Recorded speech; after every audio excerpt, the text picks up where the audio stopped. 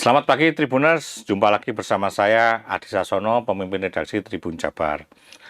Pagi ini saya sudah ditemani oleh Region Head PT Perkebunan Nusantara 1 Regional 2 Pak Desmanto. Selamat pagi Pak. Selamat pagi Mas Adi. Terima kasih sudah datang ke studio kami Pak. Sama-sama Mas Adi, siap. Sukses buat Tribun. Terima kasih.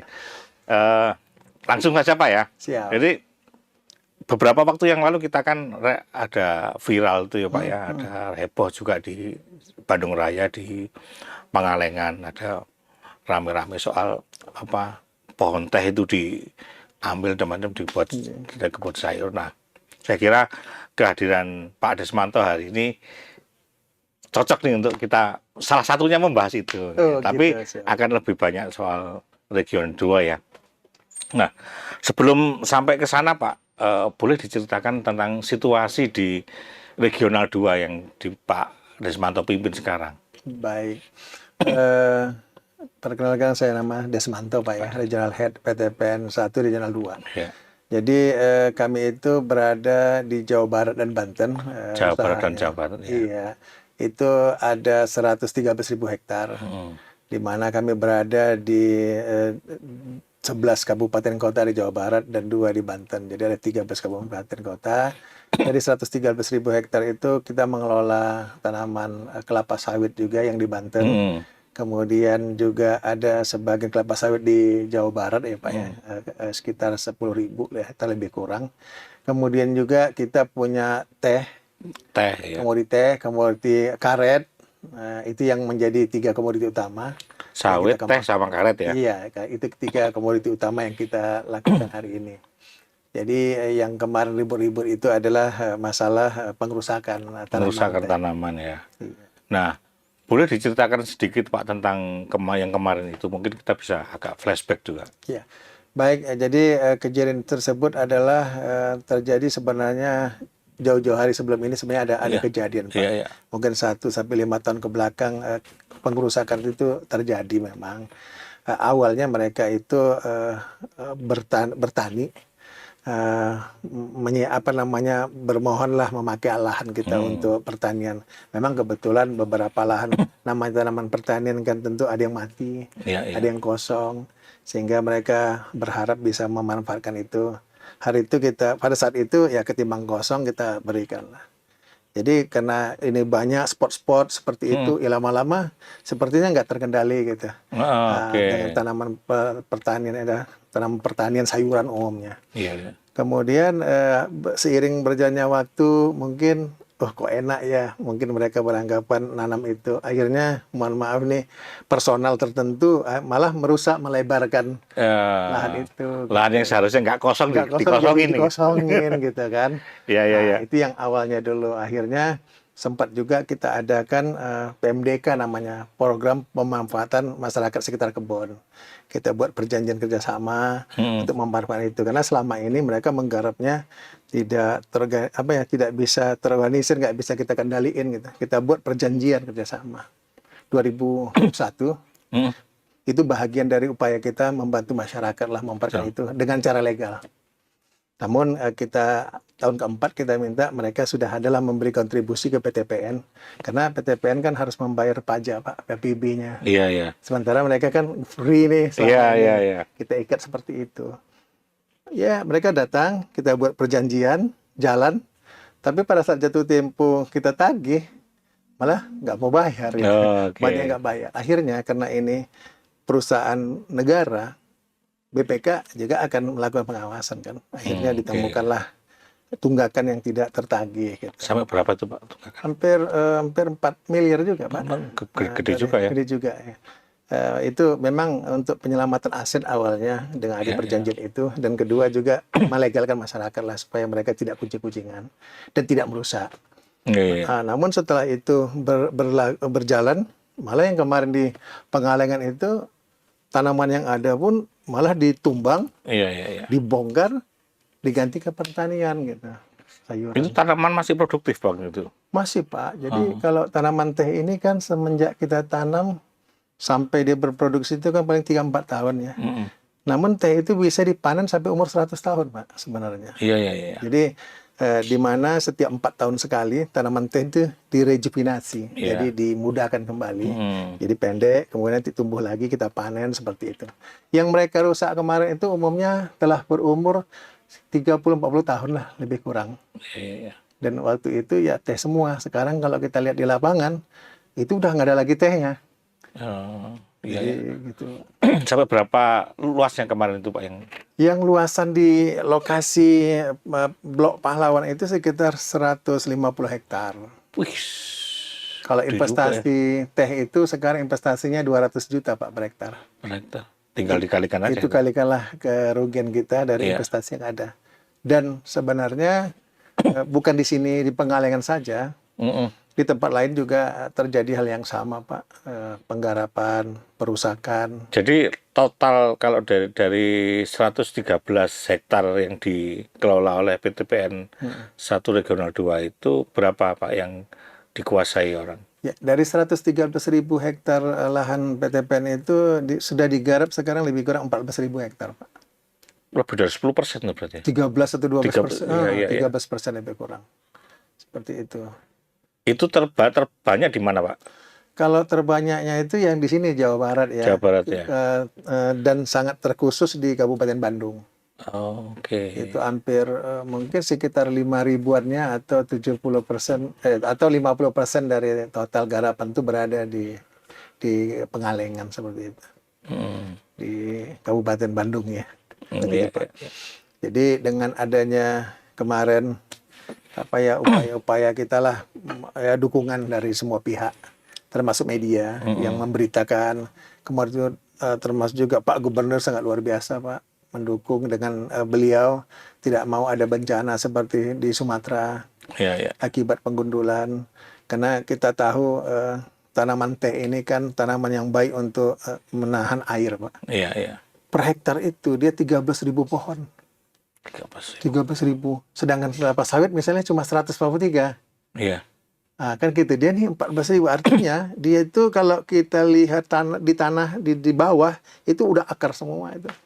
Jadi sangat baik kalau mungkin kita mundur 10-20 tahun lalu, kalau hujan itu air yang jatuh itu masih jernih.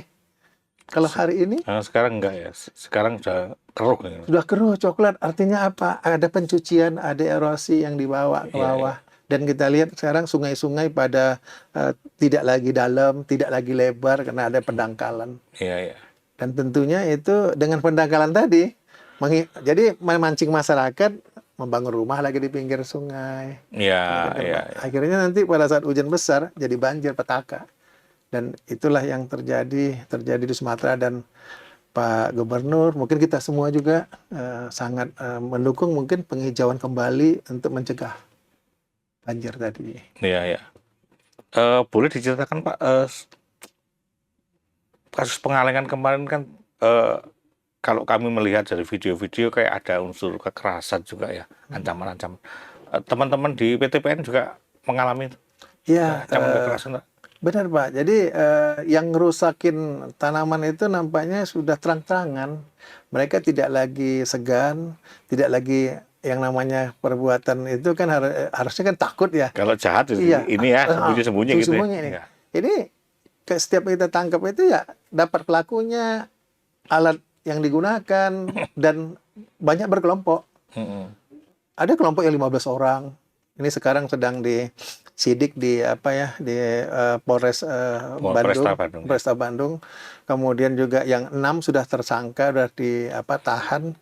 Dan ini banyak berprogres lagi di Polda sendiri ada 2 kasus, Pak. Kemudian di Garut itu juga sudah ditahan 3 orang. Kemudian ini sedang lagi di Sukabumi ya, sedang juga dilakukan penyelidikan. Jadi dari kasus-kasus yang saya sampaikan tadi, artinya ini udah umum. Jadi saya khawatir juga, saya dengar mereka ini awalnya menggarap, merusak dulu, habis itu menggarap, dan ini jadi reforma agraria, mungkin seperti itu tujuan mereka. Sedangkan ini adalah tanah negara, BUMN, dan ini aset. Aset ini kan kita peroleh dari ganti rugi Belanda punya, Pak. Jadi waktu tahun 46 ya, atau 46 sampai 50 ya, waktu itu setelah kemerdekaan negara menasionalisasi, Membayar ganti rugi. ganti rugi sama Iya, Belandanya. iya. Jadi Belandanya pulang bawa uang, lahannya punya kita, diserahkan ke PTBN. Artinya aset itu berarti harus dijaga. Iya, iya. Setiap hilang berapa hektar pun kami sebut pertanggungjawaban. Ada berita acaranya ke Menteri. Kalau hari ini adalah BPBUMN dan Antara dan holding, Pak. Iya, iya. Seperti Jadi kalau ditemukan berkelompok-kelompok itu berarti ada pemodalnya juga itu mestinya, Pak? Ya, sesuai dengan hasil pemeriksaan kemarin, ini sudah mengarah kepada pemberi modalnya. Jadi setelah ditelusurin ternyata mereka hanya orang suruhan. Numbang dibayar berapa seperti itu, mereka numbang, nanti masuk pemodalnya ditanam kentang ataupun katakanlah wortel. Setelah itu nanti ada yang terima dan ada yang modalin gitu. Dan hari ini sedang berlangsung ya. Kita berharap ini menjadi pembelajaran, Pak, buat masyarakat sehingga mereka tidak lagi mengulang, atau yang baru jangan ngikut-ikutan seperti itu. Ya, ya. Pak, tentu saja kalau ini jadi pelajaran bahwa ini kan aset negara juga, Pak, ya. Iya. Dan ini kan jadi pembelajaran bagaimana nanti PTBN mengamankan itu lebih jauh. Apakah bekerja sama dengan KPK misalnya atau bagaimana, Pak? Iya. Baik, alhamdulillah kemarin juga kira-kira 1 bulan yang lalu kami bersama dengan Bapak Gubernur Pak Deddy Mulyadi, bersama beberapa bupati dan BBWS, timnya dari Pemprov Jawa Barat, kita itu ke KPK, Pak. Ke KPK, di sana kita minta pendampingan lah terkait pertama pengamanan aset dan terkait perpanjangan HGU juga. Jadi HGU kita itu banyak juga yang mati, yang prosesnya sangat panjang. Jadi dengan adanya kerjasama ini kami berharap ada kemudahan, ada percepatan lah. Karena memang di masyarakat itu diberikan informasi oleh orang pintar kepada masyarakat petani yang menyebutkan kalau HGU mati itu udah balik ke negara. Jadi diartikan udah bisa dibagi-bagi. Oke. Sehingga masyarakat terbodohi oleh informasi itu, jadi nekat, Pak. Padahal tidak semudah itu tanah negara diserahkan. Ada peraturan menteri yang harus diikutin gitu. Jadi melalui ini sangat baik ini di wawancara ini, kami berharap banyak masyarakat yang mendengar, terutama masyarakat Jawa Barat, untuk tidak terprovokasi, untuk tidak tertipu oleh keinginan-keinginan pemodal atau orang lain. Jadi terkait areal yang dirusak tadi, kan di sana Pak ada pemanen, Pak. Pemanen teh, ada yang memelihara teh yang selama ini dapat gaji dari situ. Hari ini kehilangan pendapatan karena itu. Mereka bekerja 1 bulan biasanya bisa 25 hari, 24 hari. Sekarang cuma paling 3-4 hari di lokasi itu. Jadi dengan adanya program penanaman kembali, semua yang terdampak, apakah itu tenaga pemanen, tenaga pemeliharaan masyarakat sekitar, sekarang kita pekerjakan kembali, Pak, di lahan itu. Kita gaji mereka sesuai dengan upah yang hari ini kami bayar 50.000 sampai 60-70.000 ya, Pak, tergantung intensitas atau prestasinya. Kemudian juga masyarakat tadi yang korban yang bekerja di tempat sayuran dan waktu tadi juga kami terima. Di Pengalengan kemarin yang kita tanam itu, kita sudah mempekerjakan hampir 90 orang masyarakat sekitar sana yang terdampak.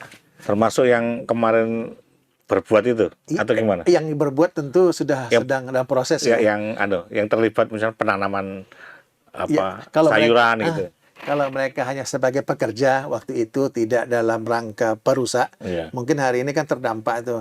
Kalau dulu dia ikut memelihara wortel, nanam wortel, sekarang wortelnya ditanamin teh. Artinya kami tampung, Pak. Itu dikembalikan ke teh lagi? Iya, jadi beberapa areal kita akan sesuaikan dengan kontur dan jenis tanamannya. Nanti ada sebagian akan ke teh, kemudian sebagian juga nanti yang bisa kopi, kita kopikan, Pak. Jadi kopi juga lagi bagus nih, baik dari segi harganya, baik dari segi kemampuan menyerap tenaga kerja. dan pemberian upahnya nanti, karena kan akan ada premi borongan gitu. Jadi intensitas kerjanya akan padat dan itu tentu akan banyak menerima lapangan kerja, Pak. Oke, ya, ya. Itu kalau kopi berarti ada varietas tertentu yang ditanam, Pak ya? Ya, Enggak. varietas tertentu sesuai dengan apa yang ingin kita lakukan ekspornya. Misalnya kita bangun nanti Arabica. Kalau Arabica itu juga bisa berbagai jenis, jenisnya jenis lokal, jenis mana ya. Dan kita combine juga dengan Robusta di daerah yang lebih rendah. Sehingga nanti pada saat kita butuh ekspor, apakah blend ataupun secara masing-masing Robusta dan Arabica, kita punya pasar tertentu. Iya, oke. Pak, ini menarik juga kan. Kemarin Pak Deddy Mulyadi, tadi ngomong sawit ya Pak ya? Iya. Pak Deddy Mulyadi juga bicara, saya tidak ingin ada sawit di Jawa Barat. Nah, sementara kan PTPN punya banyak sawit. Bagaimana ini Pak? Ya, jadi untuk sawit kami sebenarnya ada sekitar 20-an ribu hektar ya, yang mana hampir 70%-nya berada tadi di Banten dan 30%-nya di Jawa Barat. Memang hari ini ada beberapa lokasi yang harus direplanting. Tentu direplanting artinya yang tua harusnya sudah digantikan ke tanaman yang muda lagi supaya nanti produktivitas lebih baik. Namun dengan adanya kebijakan ini mungkin kita akan menyesuaikan Pak dari regulasinya kepada kearifan lokal ya. Jadi kemarin untuk menghentikan ya kita coba stop dulu untuk mengadakan replanting. Bahkan kalaupun ada nanti yang harus kita ganti, mungkin kita menyesuaikan dengan komoditi apa. Apakah misalnya kelapa yang hari ini juga cukup baik ya Pak ya. Nah, boleh tuh Pak cerita tentang kelapa Pak. Gimana cerita tentang kelapa nih? Iya, kelapa sesuai dengan arahan Pak Menteri Pertanian juga. Ini kita sekarang kekurangan kelapa. Dan harganya sangat menarik ya, di tingkat petani bisa sampai 25.000 kelapa itu bisa diekspor, terutama ke China. Jadi kita kan ini melihat peluang yang sangat baik ya kalau kelapa ini, apalagi kelapa ini bisa ditanam mulai dari di dataran rendah sampai di pinggir pantai, sampai yang dataran sedang lah ya, sedang itu ketinggian 600 masih bisa. Dan Indonesia juga sudah biasa menanam kelapa. Jadi ini adalah suatu peluang yang baik buat peningkatan perekonomian. Jadi melalui Pak Menteri Pertanian malah kita diminta bisa mengajak masyarakat juga dibantu bibitnya Pak untuk masyarakat ditanam kelapanya. Nanti sebagai pendampingnya PTPN kita terima buahnya, kemudian kita tentu dengan harga yang sangat baik ya, karena ini ekspor langsung yang harganya bisa lebih tinggi dan kita sama-sama tumbuhlah dengan masyarakat untuk menumbuhkan perekonomian. Di samping kelapa, Menteri Pertanian juga punya rencana untuk mengembangkan kopi. Jadi kami juga punya rencana akan mengembangkan kopi tadi, terutama di daerah-daerah yang garapannya nanti bisa kita ambil kembali, kita tanamin kopi sebahagian. Kopi juga bagus Pak untuk lingkungan. Karena kopi itu di samping jumlah populasinya hampir 2.000 pohon per hektar, dia juga punya pelindung. Jadi kopi itu harus dilindungi dengan tanaman kayu. Jadi kita tanaman kayu hampir 500 pohon per hektar. Ada pelindung sementaranya juga yang umurnya 3-4 tahun juga pohon kayuan. Jadi akar-akarnya, tutupan lahannya juga sangat baik dengan komoditi itu. Kalau kelapa tadi Pak, diekspor ke Cina di sana buat apa Pak? Diekspor ke China umumnya sekarang cocoa milk. Jadi kelapa itu diperas santannya, kemudian dikomposisikan tertentu sehingga membentuk seperti susu kita di sini, susu dari hewan ya, dari hewan. Tapi mereka membuat susu dari kelapa. Yang digunakan untuk minum kopi. Jadi kalau minum nanti cappuccino, latte, udah nggak pakai susu sapi lagi sana lagi. Jadi mereka sudah gunakan itu, dan itu bagus bagi orang-orang yang punya ketahanan lambungnya nggak tahan kena lemaknya dari sapi, bisa kembung. Tapi kalau dari coconut milknya mereka tidak aman dari situ, dan omega 3 ya, yang lain-lainnya tentu akan lebih baik untuk tubuh. Gitu. Butuh berapa tahun Pak kalau kelapa Pak untuk sampai dari tanam sampai bisa produksi? Untuk kelapa 3 tahun ya 3 tahun investasi, mungkin sekitar 100 juta per hektar. Kemudian 3 tahun, tahun keempat dia bisa dipanen. Kelapa itu banyak jenis sekarang masyarakat bisa mengembangkan sesuai dengan kemampuannya. Kita bisa buat ngambil nira dari kelapa genjah, diambil niranya, dibuat gula semut. Itu juga bagus. Kalau kita minum kopi kan ada tuh gula merahnya. Iya. Nah, itu dia gula dari kelapa bisa dibuat. Kemudian bisa juga dijual kelapa muda misalnya, Iya, yang iya. hari ini cukup menarik ya, bisa 15-20 ribu harganya di warung-warung atau di tempat-tempat menjual kelapa muda. Dan bisa juga dijual kelapa tuanya tadi, bisa 25 ribu. Jadi sangat luar biasa, Indonesia sangat cocok untuk kelapa dan ini adalah peluang bisnis saya kira. Jadi soal sawit kemarin itu berarti sudah ada jalan keluar di situ Pak ya? Ya. Exitnya. Ya, mungkin kita bisa konversi ke kelapa ya Pak ya, mungkin seperti itu. Nah, kembali ke soal pengambilan kembali lahan-lahan yang dirampas ini. Itu targetnya sampai kapan Pak selesai untuk di region 2? Jadi sesuai dengan diskusi kita dengan teman-teman, ketersediaan pendanaan juga, kemudian proses juga Pak ya. Kami merencanakan 3 tahun ini kita bisa mengambil alih kembali areal garapan tadi untuk kita tanami tanaman perkebunan.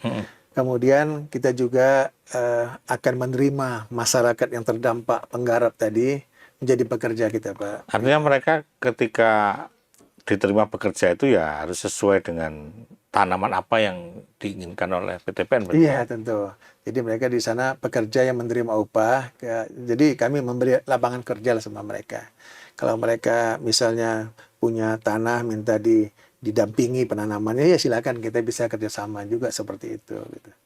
Jadi kita tidak hanya mengambil lahan, tapi kita juga memperhatikan kesejahteraan mereka untuk menerima mereka bekerja. Oke. Nah, selain itu Pak, pertanyaan terakhir saya, rencana PTPN 1 Regional 2 sampai 5 tahun ke depan apa Pak? Ya, sampai 5 tahun ke depan tadi kita akan tanaman karet khususnya ya. Karet ya. Karet kita akan lihat lagi pada lokasi-lokasi tertentu mungkin kita pertahankan, misalnya di Subang misalnya. Itu sangat bagus produksinya sekarang. Curah hujannya akan agak lebih sedikit dibanding yang lain. Mungkin ada beberapa tempat kita pertahankan tetap katakanlah karet. Beberapa tempat akan kita ganti dengan tanaman lainnya yang bisa untuk dataran rendah seperti tadi kelapa mungkin, kelapa genjah maupun kelapa tol yang tinggi yang untuk santan itu kita akan lakukan di beberapa area eks karet kita. Karet sekarang memang di samping harga yang memang masih tidak begitu banyak berubah ya Pak ya. Mungkin 5-10 tahun yang lalu harga karet itu sekitar 1,6 US, 2 paling tinggi hari ini 2 dolar 34.000. Kadang bisa 1,6 dan itu begitu aja polanya 10 tahun. Sementara biaya baik itu upah tenaga kerja, alat dan bahan kimia itu selalu naik. Jadi riskan sekarang banyak juga beberapa kebun mungkin bukan kami saja, PTPN, swasta juga atau masyarakat itu terdampak tadi sudah tipisnya antara harga modal dengan harga jual. Iya. Dan beberapa kebun kami marginnya makin tipis. Makin tipis Pak. Ya. Beberapa kebun kami rugi. Nah, jadi itu yang pertama. Kedua ditambah Jawa Barat karena tingginya curah hujan kurang begitu optimal, tidak seperti di Sumatera misalnya. Di sana hujannya itu bisa dihitung lah berapa hari gitu. Kami di tahun 2025 ini aja curah hujan kita udah 187 hari. Jadi kalau 365 setengah tahunnya hujan. Padahal di karet ini begitu dideres, dia perlu waktu 5-6 jam untuk dikutip. Iya. Baru dideres 2 jam kena hujan. Rusak Pak. Jadi ya tumpah lah ya, tetesan yang belum bisa dikutip tadi nggak mungkin lagi kita kutip karena curah hujan udah masuk, jadi dia tuh hilang. Yang paling adalah gaji. Akhirnya kita berharap dapat 20 kilo 30 kilo per pemanen sehingga biar bisa bersaing harganya, mereka cuma dapat 10. Akhirnya HPP kita harga pokoknya tinggi, harga jualnya rendah bisa rugi. Iya, Nah, itu, Pak. Jadi kelebihan Jawa Barat karena tinggi itu kita melihat positifnya apa? Tanaman apa yang bisa sangat baik ditanam pada kondisi seperti ini? Kelapa tadi bagus, kopi bagus, Pak. Jadi kita sebagian akan konversi. Demikian juga nanti teh, tempat-tempat tertentu yang nggak bisa di dataran rendah, kita akan ganti. Tapi tempat-tempat tertentu yang bagus, kita kembangkan teh kembali. Jadi supaya seimbang lah seperti itu. Oke. Pak, mungkin ada yang perlu disampaikan kepada warga Jawa Barat terkait PTPN 1 Regional 2 ini, Pak. Ya, baik kepada warga Jawa Barat, saya himbau lokasi kita ini kan terutama daerah pegunungan dengan curah hujan yang tinggi, itu berpotensi akan ada terjadi longsor. Jadi untuk mencegah itu tentu kita harus menutupi lahan ini dengan tanaman yang bisa menahan laju erosi atau runoff tadi dengan tanaman-tanaman tahunan tentunya. Kalaupun mau bertani, mungkin harus dipilih spesifik lokasinya seperti itu. Jadi kita akan tanami kembali area-area garapan tadi dengan tanaman perkebunan yang tentunya akarnya, pelindungnya terhadap tanah, air yang jatuh pun tidak langsung ke tanah, dia itu langsung ke daun, memukul daun sehingga longsor atau run off-nya bisa kecil. Itu yang saya himbau. Kedua adalah ini adalah lahan PTPN, lahan BUMN, adalah lahan negara. Jadi kepada Bapak Ibu sekalian, mohon mari kita jaga bersama lahan negara ini untuk kita kelola bersama. Karena lahan ini juga memberikan pendapatan buat masyarakat lokal dan juga buat negara tentunya. Jadi tolong jangan mudah tertipu oleh orang-orang tertentu untuk melakukan informasi yang tidak baik. Tentu kita harus banyak bertanya, berdiskusi sehingga semuanya dapat berjalan. Kami berharap katakanlah penghijauan ini dapat kita lakukan kembali bersama-sama atas dukungan masyarakat semua. Kita jadikan hijau kembali Jawa Barat untuk mencegah berbagai macam bencana, banjir khususnya. Terima kasih. Oke, terima kasih. Terima kasih Pak Desmanto atas bincang-bincang kita hari ini. Saya kira ada banyak hal yang kita bisa petik ya Pak. Terutama ada tanaman baru, ada peluang baru. Bagaimana dengan sawit tadi yang diminta nggak ada lagi sama Pak Gubernur gitu. Ternyata ya ada jalan keluar di situ. Begitu Tribuners, terima kasih atas perhatiannya. Kita akan bertemu lagi dalam sesi wawancara yang lain, tentu saja dengan tokoh yang juga tidak kalah menarik. Terima kasih, sampai ketemu. Oke.